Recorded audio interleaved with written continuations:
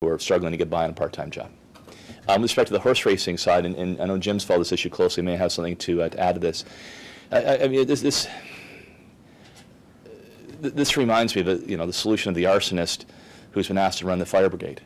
I mean, they have displaced tens of thousands of Ontario men and women, tossed them out of work with the horse racing decisions that the Liberals have made. And now, 2 years later, they're coming back with some funding as a temporary stopgap measure. Look, no business can survive on handouts. You have to have a solution that's going to help invest in the industry in the long run. But let's not forget what happened here. And just like I said with the gas plant scandal, that Kathleen Wynne somehow pretends that her hands are clean, that she was out of the loop.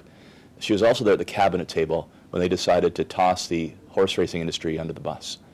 Every one of those thousands of jobs lost income in rural Ontario, that has Kathleen Wynne's fingerprints all over it, because she was a senior minister at the cabinet table that made that decision. Jim, did you want to add to that? Well, just, when we brought in the slots at Racetrack program, it was considered a win-win. It solved the government's problem at the time of where do we put legal gambling without having to open up new sites, because obviously gambling was already going on in terms of horse wagering.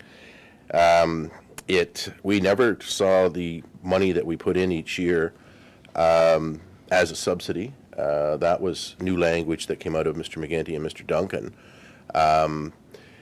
It was considered an investment and was considered basically the rent we were paying to use their facilities to put our slot machines in.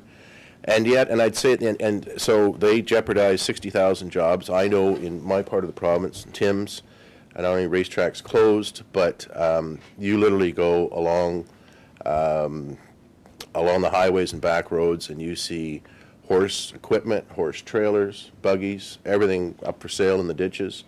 A lot of the farms have gone bankrupt, and so thousands of people have been thrown out. And the fact of the matter is, it's criminal what they did. And finally, I'd say they've given up all that income tax that those thousands of people were paying, and they've never explained to this day, as far as I know, how they're going to make up the revenue they used to make from the old program. There's a great big gap there of revenue that they've never explained how they're going to make it up. Tim, what are your thoughts on these Pan Am lanes that we're hearing about?